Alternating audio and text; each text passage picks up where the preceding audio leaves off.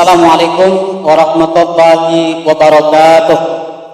Alhamdulillahi rabbil alamin, wassalatu wassalamu ala asrafil anbiya'i wal mursalin wa ala alihi wa ashabihi rasulillahi ajma'in. Asyhadu an la ilaha illallah wahdahu la syarikalah wa asyhadu anna Muhammadan abduhu wa rasuluh. Faqala Allah Ta'ala fil Qur'anil Karim, a'udzu billahi minasyaitonir rajim. Bismillahirrahmanirrahim. Walaqad zara'na li jahannama katsiran minal jinni wal ins lahum qulubun la yafqahuna biha wa lahum a'yunun la yubsiruna biha wa lahum azanun la yasma'una biha ulaika kal an'am bal hum adall wa ulaika humul ghafilun. Sadaqallahul azim. Pemirsa yang beriman yang mudah-mudahan dimuliakan oleh Allah Subhanahu wa taala, rasa puja dan puji syukur kita kepada Allah Subhanahu wa taala, Allah yang senantiasa melimpahkan rahmat dan nikmatnya kepada kita. Dengan limpahan rahmat dan nikmat yang Allah anugerahkan kepada kita, sehingga kita bisa melaksanakan aktivitas kita dan kewajiban kita kepada Allah Subhanahu wa taala. Selanjutnya, salawat beserta salam semoga tetap tercurahkan buat haribaan kita, yakni Nabi besar kita Muhammad sallallahu alaihi wasallam, dengan lafaznya Allahumma shalli ala sayyidina Muhammad wa ala ali sayyidina Muhammad. Pemirsa yang beriman dan mudah-mudahan dimuliakan oleh Allah Subhanahu wa taala. Di dalam diri kita ini ada dua hal. Ini pertama adalah jasad kita, yang kedua adalah ruhaniyah kita, jasmaniah dan ruhaniyah. Berbicara tentang jasad, maka jasad kita ini, jasmaniah kita membutuhkan makan, membutuhkan minum dan lain sebagainya, membutuhkan pakaian. Dan kebutuhan daripada jasad kita itu adalah berupa makanan pokok dalam kehidupan kita sehari-hari. Pakaian yang kita butuhkan, ada baju, ada peci, ada sandal kita, ada celana, ada kain dan lain sebagainya. Para sahabat rekan-rekan pemirsa beriman yang mudah-mudahan dimuliakan oleh Allah Subhanahu wa taala. Lalu apa makanan daripada rohaniah kita, roh kita tersebut? Tidak lain adalah zikrullah, zikir kita kepada Allah Subhanahu wa taala dengan menyebut nama Allah, ingat kita kepada Allah Subhanahu wa taala. Apapun aktivitas kita dalam kehidupan kita sehari-hari, jangan kita lupakan Allah Subhanahu wa taala yang senantiasa memberikan rahmat dan nikmat yang begitu besar yang Allah anugerahkan kepada kita. Lalu apa pakaian daripada ruhaniah kita tersebut? Para pemirsa yang beriman dan mudah-mudahan dimuliakan oleh Allah Subhanahu wa taala.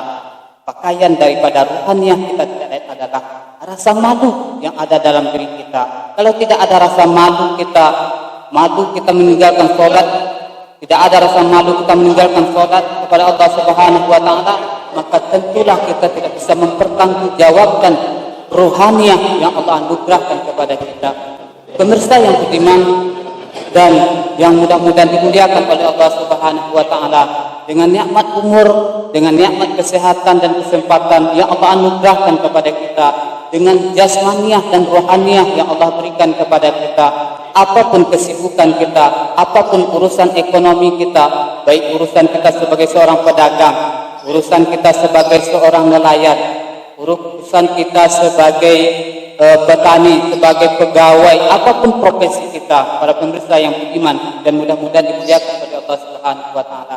Hendaknya apapun profesi kita itu kita awali dengan niat karena Allah Subhanahu wa taala, agar bernilai ibadah di sisi Allah Subhanahu wa taala. Jangan sampai kesibukan kita mencari rezeki sehingga kita lupakan Allah Subhanahu wa taala. Dan perlu kita pahami bahwa yang punya rezeki itu adalah Allah Subhanahu wa taala. Allah yang punya rezeki, kita mencari rezeki, maka tentulah yang harus kita dekatkan orang yang memberikan rezeki tersebut. Yang memberikan rezeki tersebut tidak lain adalah Allah Subhanahu wa taala. Para pemirsa yang beriman dan mudah-mudahan dimuliakan oleh Allah Subhanahu wa taala, mudah-mudahan juga dengan nikmat umur, nikmat kesehatan dan dengan nikmat iman dan Islam yang Allah anugerahkan kepada kita, kita bisa menjaga jasad kita bisa menjaga rohaniah kita, agar senantiasa ketika nikmat umur itu nanti diambil oleh Allah, ketika nikmat umur itu dicabut oleh Allah Subhanahu wa taala, jasad kita ini akan kembalikan kepada tanah. Kenapa dikembalikan jasad kita kepada tanah? Dikubur kita, tidak lain adalah karena kita berasal dari tanah. Maka tidak heran kalau kita sakit ataupun dalam keadaan sehat, para dokter menganjurkan kepada kita memakan sayur-sayuran. Kenapa? Karena dalam sayur-sayuran itu ada saripati tanah yang menambah kesegaran tubuh kita, menambah kekuatan dan lain sebagainya. Maka ketika nikmat umur itu dicabut para pemirsa yang beriman, maka kita akan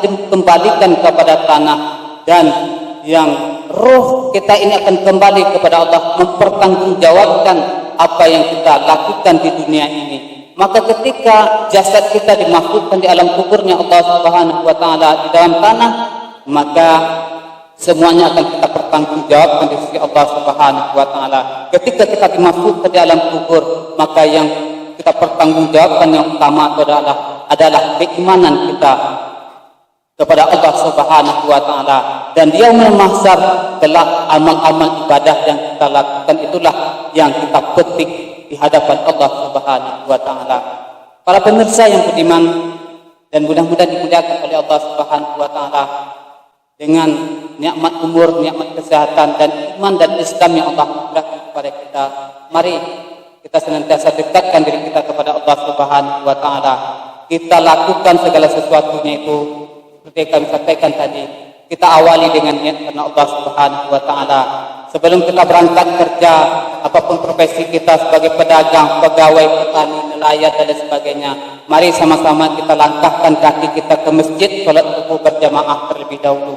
Karena pusat keberkahan daripada yang kita lakukan di dunia ini adalah di masjid tersebut. Mudah-mudahan dengan kita beribadah salat berjamaah di masjid, kita bisa membentuk jasmaniah kita yang sehat, jasad kita yang sehat dengan ibadah solat yang kita lakukan, dengan gerakan-gerakan solat tersebut untuk kesehatan jasad kita, dan juga dengan ibadah solat yang kita tunaikan tersebut kita mendekatkan diri kepada Allah Subhanahu wa taala agar roh yang Allah anugerahkan kepada kita, yang Allah tiupkan kepada kita juga bisa kita pertanggungjawabkan ketika nikmat umur itu diambil. Roh itu menghadap kepada Allah Subhanahu wa taala dengan membawa amal ibadah yang kita lakukan kepada Allah Subhanahu wa taala.